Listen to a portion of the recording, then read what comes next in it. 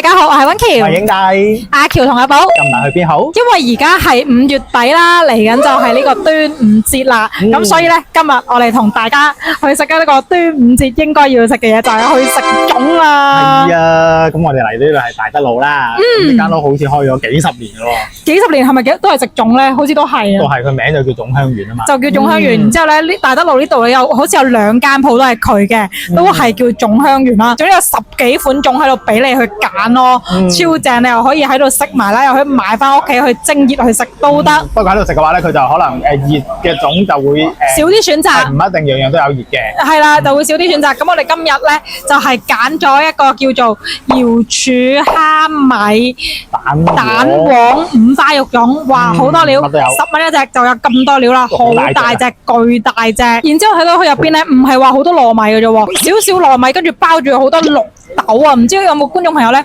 中意食粽係中意食綠豆嘅咧？綠豆幾好食㗎粽。咁都就好綿咯，就唔會好似食糯米咁滯咁漏咯，係咪？有一次咧，我仲叫阿寶啊，係專登喺度買粽翻屋企俾我食㗎。佢呢啲常溫都可以放2-3日都得。係啊，咁你放冰箱就放得更加耐啦。係啊，粽最期待嘅肥豬肉。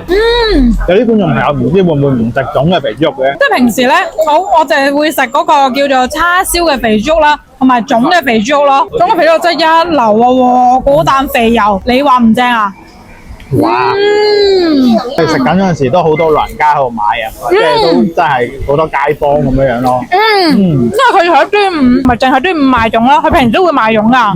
加上咧，因為嚟緊端午啦嘛，佢會升價啦。老細話佢聽日就升價啦，好在我哋今日嚟啫。呢個10蚊嘅粽係有一整隻嘅鹹蛋黃咯。哇！見到有瑤柱啊，大家見到嘛？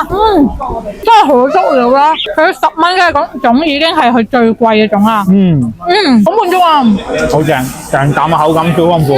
其實我平時咧唔太中意食出邊嘅粽噶，我哋中意食屋企人包嘅粽咯，因為我嫌出邊嗰啲粽咧會好少料，少少料係啦，堆嗰啲糯米係啦。咁但係呢間唔會，所以大家可以嚟試下，真係可以嚟試下。仲有一間粽都幾出名嘅，好似係喺大南路嗰邊，我見到成日有好多人排隊，不過嗰間我未食過，唔知有冇觀眾朋友食過咧？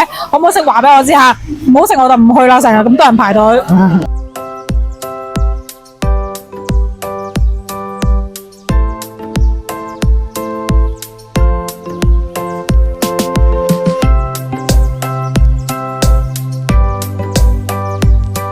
趁住呢個端午節前，咁就唔等大家嚟試啦。咁我哋直接嚟試埋呢間身後嘅叫做粽氏清源，係啦，又係專賣粽嘅，對比下即時對比下，睇下有咩唔同。因為佢都近啱先我間嚟呢度，就算行路咧都可能係20零分鐘嘅啫。係啦，而且呢度比較近北京路旅遊區咯，咁所以大家嚟嘅話就方便啲嘅。旅行嘅話，堆人排隊啊，超多人排隊。打開咧。會靚好多咯，覺得。咁綠豆會再綿啲啊，寶。食下呢啖綠豆。係呢隻會比我哋啱啱嗰隻熱嘅，我哋啱啱我哋搣開已經唔點熱嘅感覺啦。我哋點咗係佢嘅9蚊嘅招牌粽。佢呢度咧有一隻7蚊嘅招牌，有一隻9蚊嘅招牌。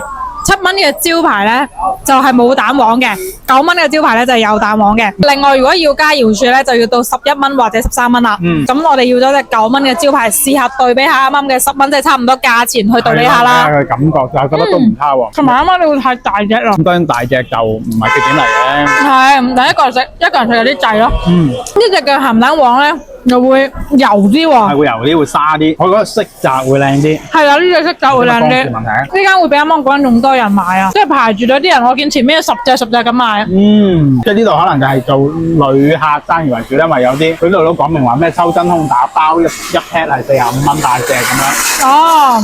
嗰個咧就係應該係街坊會多啲。